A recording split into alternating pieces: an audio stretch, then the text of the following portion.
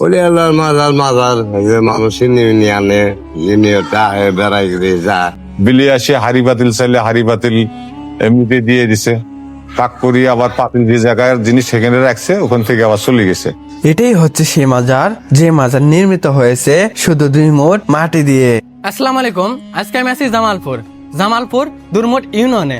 এখানকার হযরত শাহ কামাল মাজারের ফুল ইতিহাস আপনাদের তুলে ধরবো। মেলান্দর উপজেলার সদর হতে প্রায় 8 কিলোমিটার এবং জামালপুর সদর হতে প্রায় 22 কিলোমিটার উত্তর পশ্চিমে এই দুরমুট বাজার অবস্থান। এই বাজারেই রয়েছে আলিয়া হযরত শাহ কামালের মাজার। হযরত শাহ কামাল আলাইহির মাজারটি সকলের নিকট দুরমুট মাজার নামে পরিচিত। ঐতিহাসিক সূত্রে জানা যায় মোগল আমলে ভারত মহাদেশে যে ইসলাম প্রচারের জন্য যে 360 জনের আগমন ঘটেছিল তার মধ্যে হযরত শাহ কামাল আলাইহি অন্যতম।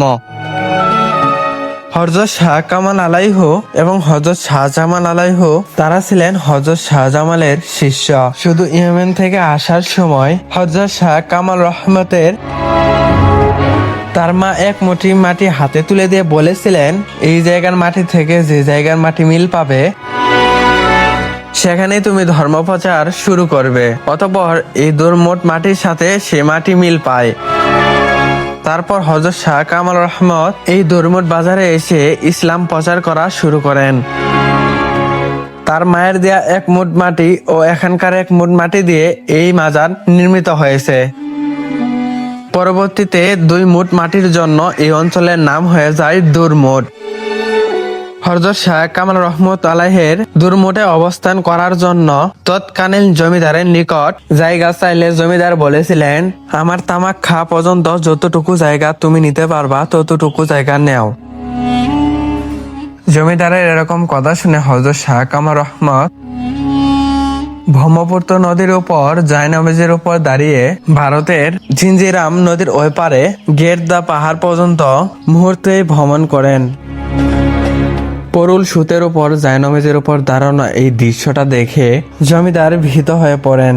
পরে জমিদারের কথা মতন দুরমুট থেকে ঝিঞ্জিরা নদীর ওই পার ভারতের গেরদা পাহাড় পর্যন্ত জমি হযরত শাহ কামাল আলাইহি রহমতকে দিয়ে দেয়। কথিত রয়েছে ভারতের রাজা মহিন্দর নারায়ণের ছেলে ভগদেব বিশাল রোগে আক্রান্ত হলে হযরত শাহ কামাল রহমতের কাছ থেকে দোয়া চান। হযরত শাহ কামাল রহমতের দোয়ায় তৎক্ষণাৎ সুস্থ হয়ে যায়। তারপর রাজা খুশি হয়েন হযরত শাহ কামাল রহমত আলাইহির হাত ধরে মুসলমান হন। খুশি হয়ে তার অর্ধেক রাজ্যও এই দরবেশের নামে লিখে দেন। বাবা আমরা তো আর সবকিছু জানি না, কিন্তু শুনি যে ইনি 700-800 বছর আগে ইনি এখানে আইছে এবং কি ওই আপনার যে এখন মেয়ে বাড়ি যে আছে ওনারা হলো শ্বশুর গোষ্ঠী, ওনারা হলো মোতালিক। এখন বর্তমান ওনারাই খাইতেছে।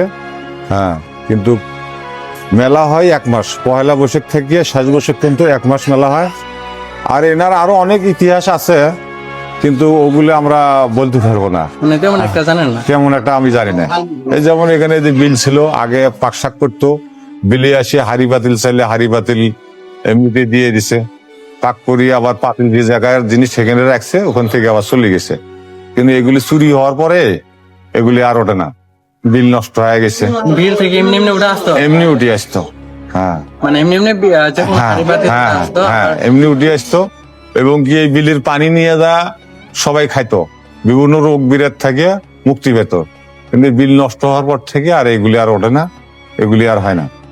হ্যাঁ, বর্তমান মনে করো যে এখন যেভাবে চলতেছে এইভাবেই আর কি। মানে এটা মানে দায়িত্ব কে আছে? এটার দায়িত্ব হলো ওই মিয়া বাড়ির অপু মিয়া সাহেব, জোবার মিয়া সাহেব, এরাই হলো দায়িত্ব।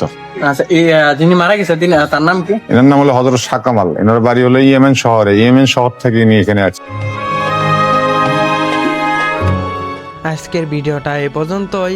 সবাই ভালো থাকবেন, আল্লাহ হাফেজ। আর এই টাইপের ভিডিও ভালো লাগলে সবাই কমেন্ট করবেন।